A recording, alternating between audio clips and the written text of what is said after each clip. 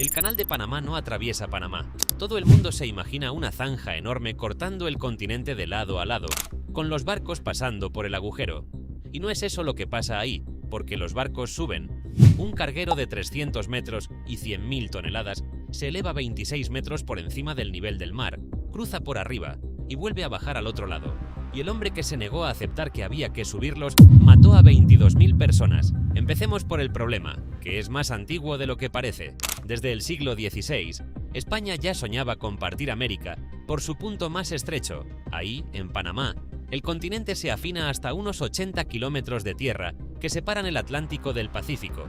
80 kilómetros contra los 20.000 que hay que navegar rodeando Sudamérica entera por el Cabo de Hornos, uno de los pasos más peligrosos del planeta.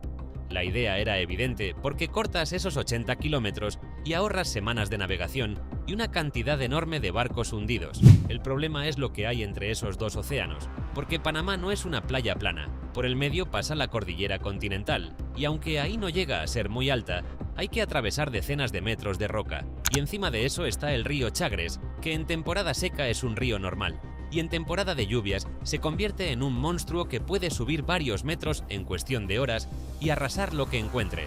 Selva, montaña, un río que se vuelve loco y una humedad que lo pudre todo. Ese era el terreno al que se enfrentaban. Ya había un precedente de lo que costaba trabajar allí. Décadas antes se había construido un ferrocarril que cruzaba el istmo de costa a costa, apenas 80 kilómetros de vía, para llevar en tren a la gente que iba camino de la fiebre del oro de California. Aquella obra tardó 5 años y se cobró miles de vidas por enfermedad, hasta el punto de que se decía, con más leyenda que exactitud, que había un muerto por cada traviesa. Si 80 kilómetros de vía a ras de suelo salían así de caros en vidas, alguien debería haberse preguntado qué iba a costar excavar un canal por el mismo sitio. Y aún así, en 1880, llegó un hombre que estaba convencido de que aquello era pan comido. Se llamaba Ferdinand de Lesseps. Era francés, tenía 74 años y era una de las personas más admiradas del mundo. 11 años antes había hecho algo que muchos creían imposible: abrir el canal de Suez, cortando Egipto de punta a punta para unir el Mediterráneo con el Mar Rojo.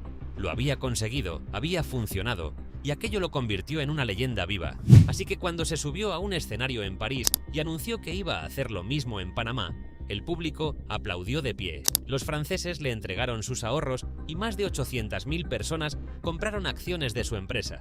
Y de Lesseps cometió el error que lo explica todo. Decidió que el canal de Panamá sería exactamente igual que el de Suez, es decir, una zanja al nivel del mar, cortando la tierra de un océano al otro sin ningún desnivel. En Egipto eso tenía sentido, porque Suez atraviesa un desierto llano y arenoso donde no hay montañas ni ríos que se desborden. En Panamá había que excavar a través de una cordillera y meter un río salvaje dentro de la obra. En aquella sala había un hombre al que nadie escuchó. Se llamaba Adolphe Godin de l'Épinay. Era ingeniero francés, y en el Congreso de París se levantó para decir que aquello no podía hacerse a nivel del mar. Su propuesta era otra: represar el río Chagres para crear un lago artificial en lo alto, y usar esclusas para subir los barcos hasta ese lago y volver a bajarlos al otro lado. Es decir, dejar de pelearse contra el agua y el terreno y usarlos a favor. Era exactamente la solución correcta, la misma que se acabaría construyendo 30 años después. De Lesseps la descartó sin más, porque él había hecho Suez a nivel del mar y Panamá se iba a hacer igual. La obra empezó en 1881 y desde el primer momento las cosas fueron mal por un motivo que nadie de los que estaban allí llegó a entender. Porque el enemigo de verdad no medía 18 toneladas ni tenía forma de montaña, medía unos milímetros y volaba.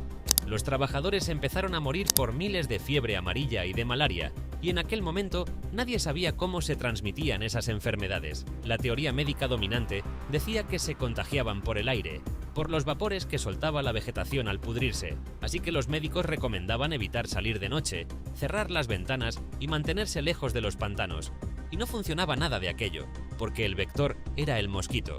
Las cifras de aquellos años cuesta creerlas. Se calcula que 3 de cada 4 ingenieros franceses que llegaron a Panamá murieron en los 3 primeros meses. 3 de cada 4 en 90 días. Un médico canadiense que estuvo allí estimó que en las temporadas de lluvias de 1882 y 83 morían entre 30 y 40 trabajadores cada día, todos los días. Los franceses hicieron lo que parecía más sensato: que fue construir un hospital enorme y moderno en una colina sobre la ciudad de Panamá, el Hospital de Ancón. Era en su momento uno de los mejores centros médicos de todo el trópico. Tenía instalaciones nuevas, buenos médicos y camas limpias. Lo que viene ahora me parece lo más terrible de toda esta historia. Aquel hospital tenía un problema con las hormigas. Se subían por las patas de las camas hasta los enfermos y también atacaban las plantas de los jardines. Así que a alguien se le ocurrió una solución muy lógica: poner las patas de cada cama dentro de una bandeja con agua y colocar anillos de barro llenos de agua alrededor de las macetas. Las hormigas no pueden cruzar el agua. Lo que acababan de construir era un criadero perfecto de mosquitos en el interior de un hospital lleno de enfermos de fiebre amarilla, con las ventanas sin mosquiteras. Los mosquitos se reproducían por millones en aquellas bandejas, picaban a los enfermos, se cargaban de virus y salían por las ventanas abiertas a picar a los demás. 3 de cada 4 hombres que ingresaban en Ancón morían allí. Aquel hospital, construido para salvar vidas, se convirtió en una de las máquinas de matar más eficaces de la obra, y nadie se dio cuenta hasta años después. En 1889, la empresa francesa quebró. Se habían gastado el equivalente a 287 millones de dólares de la época, habían excavado una fracción del canal y habían muerto unos 22.000 trabajadores, la mayoría obreros venidos de islas del Caribe como Jamaica, Barbados o Antigua. El desastre financiero arrastró a 800.000 familias francesas que habían puesto sus ahorros allí y acabó en juicio. Uno de los condenados en aquel escándalo fue Gustave Eiffel, que había participado en el proyecto y que por entonces acababa de terminar su torre en París. De Lesseps, el héroe de Suez, murió pocos años después arruinado y en desgracia, y hay una parte de esta historia que no suele contarse con el resto, porque no es de ingeniería. Cuando Estados Unidos decidió quedarse con el proyecto, Panamá no era un país, era una provincia de Colombia, y el gobierno colombiano rechazó las condiciones que le ofrecían por el terreno del canal. Así que, en 1903 estalló en Panamá un movimiento independentista, con buques de guerra estadounidenses fondeados en la costa, impidiendo que Colombia enviara tropas a sofocarlo. Panamá se declaró independiente, Estados Unidos la reconoció en cuestión de horas, y pocos días después se firmó un tratado que le entregaba a Washington el control de una franja de terreno a ambos lados del canal, una franja que sería territorio estadounidense dentro de Panamá durante casi un siglo. En 1904 llegaron los estadounidenses a hacerse cargo de aquel cementerio, y con ellos llegó el segundo hombre al que nadie quería escuchar. Se llamaba William Gorgas, era médico militar y venía de La Habana, donde había participado en la campaña que demostró que la fiebre amarilla la transmitía un mosquito concreto. Gorgas llegó a Panamá con una idea muy clara de lo que había que hacer y era muy sencilla de enunciar: no hay que limpiar la suciedad, hay que eliminar el agua estancada, que es donde nacen los mosquitos. Y sus superiores pensaron que estaba obsesionado. La comisión que dirigía el proyecto consideraba que aquello de los mosquitos era una manía suya y que lo urgente era la basura y la porquería de las calles. En 1904 estalló una epidemia de fiebre amarilla y a principios de 1905 el pánico era tal que cerca de 3/4 partes de los trabajadores estadounidenses huyeron de Panamá y se volvieron a su país. Y la reacción de la comisión fue pedirle al presidente Roosevelt que destituyera a Gorgas, precisamente por estar centrado en los mosquitos en vez de en la limpieza. Roosevelt hizo justo lo contrario, porque lo respaldó y le dio todos los recursos que pidió. Con esos recursos, Gorgas montó una operación militar contra un insecto. 4.000 personas trabajando a la vez. Fumigaron cada edificio de la zona con azufre y piretro, pusieron mosquiteras en todas las ventanas, drenaron charcas y pantanos y echaron petróleo y queroseno sobre cualquier superficie de agua estancada, porque esa película de aceite asfixia a las larvas antes de que lleguen a volar. Repararon canalones, taparon depósitos de agua y pusieron grifos en las cisternas para que nadie tuviera que abrirlas.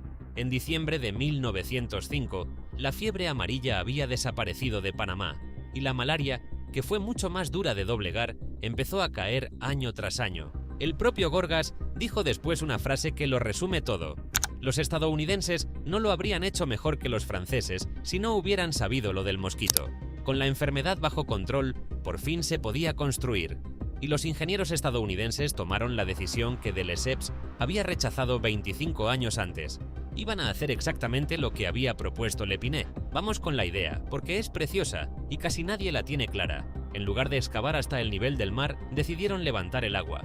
represaron el río Chagres con una presa enorme en Gatún, y aquel río que se desbordaba y arruinaba la obra quedó convertido en un lago artificial gigantesco, situado a 26 metros por encima del nivel del mar. En su momento fue el mayor lago artificial del mundo. Ahí abajo quedaron sepultados pueblos enteros y kilómetros de selva. El río que era el problema pasó a ser el motor. Y para que los barcos lleguen hasta ese lago, hacen falta escalones, que es exactamente lo que son las esclusas.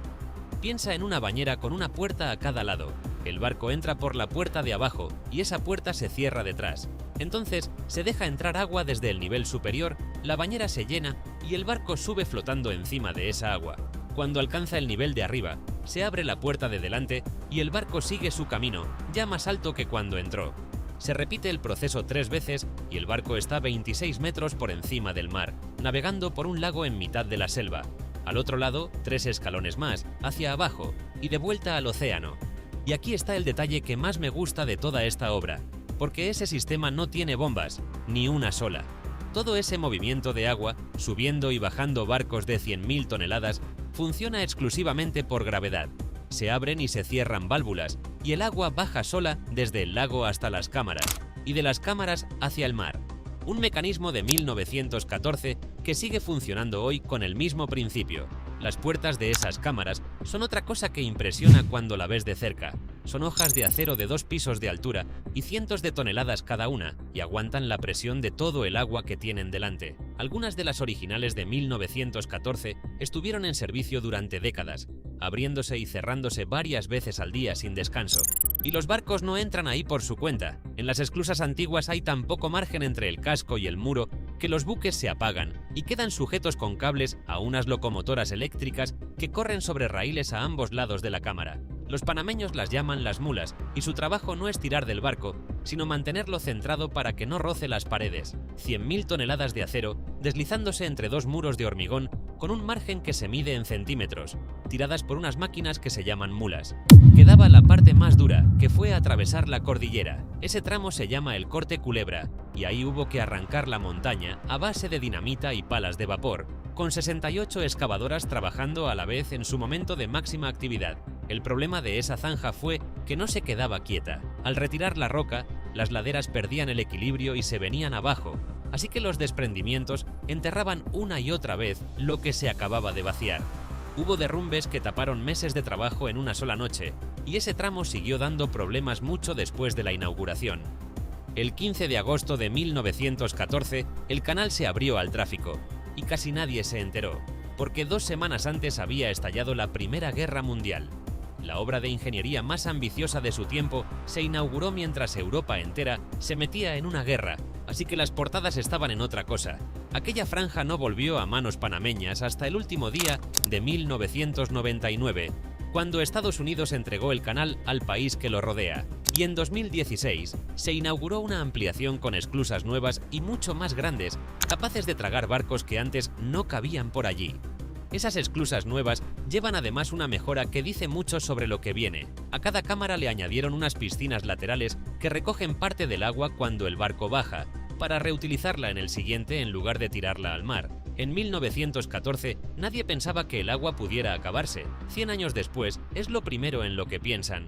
Vamos a poner junto todo lo que llevamos. Un istmo de 80 kilómetros con una cordillera y un río salvaje en medio. Un héroe de 74 años, empeñado en repetir en la selva lo que le había funcionado en el desierto. Un ingeniero al que ignoraron y que tenía razón. 22.000 muertos y 800.000 familias arruinadas. Un hospital que criaba mosquitos en las patas de sus propias camas. Un médico al que casi echan por obsesionarse con un insecto. Un río salvaje convertido en lago. Y unos escalones de agua que mueven 100.000 toneladas sin una sola bomba. Y lo que se me queda de toda esta historia es lo de los 2 hombres. Lepinay dijo en 1880 exactamente cómo había que construir ese canal, y le mandaron callar. Gorgas dijo en 1905 exactamente qué estaba matando a los trabajadores, y pidieron que lo destituyeran por decirlo. Los 2 tenían razón desde el principio, y los 2 fueron ninguneados por gente con más prestigio y menos criterio. El canal que hoy cruza el mundo entero está construido sobre la idea del primero, y solo fue posible gracias al trabajo del segundo. Y si hoy le preguntas a alguien quién hizo el canal de Panamá, lo más probable es que no sepa ni uno de los 2 nombres. Pero hay algo más, y es lo que de verdad debería preocupar hoy, porque toda esa maravilla depende de una condición que nadie tuvo en cuenta en 1914. Cada vez que un barco cruza el canal, el agua que se usa para subirlo y bajarlo termina en el océano. Y ojo, porque esa agua es agua dulce del lago, la que trae la lluvia. Cada tránsito se lleva del orden de 200 millones de litros de agua dulce, que salen del lago y se van al mar para no volver.